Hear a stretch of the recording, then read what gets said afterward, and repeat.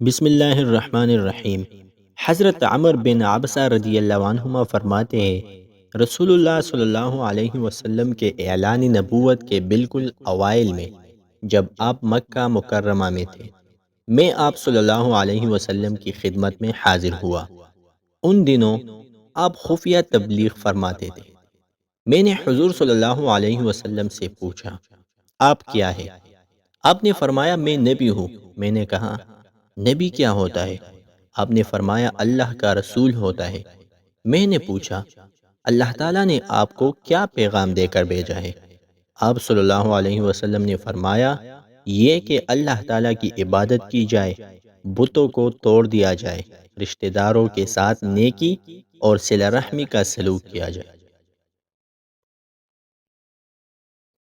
بحث بن حکیم اپنے والد سے، وہ ان کے دادا سے روایت کرتے ہیں، فرماتے ہیں کہ میں نے پوچھا، یا رسول اللہ صلی اللہ علیہ وسلم، میری خدمت کا سب سے زیادہ حقدار کون ہے؟ حضور صلی اللہ علیہ وسلم نے فرمایا، تیری ماں۔ میں نے پوچھا، پھر کون؟ آپ نے فرمایا، تیری ماں۔ میں نے پوچھا، پھر کون؟ آپ نے فرمایا، تیرا باپ۔ میں نے پوچھا، یا رسول اللہ صلی اللہ علیہ وسلم، پھر کون؟ آپ نے فرمایا، جو زیادہ قریبی رشتہ دار ہو۔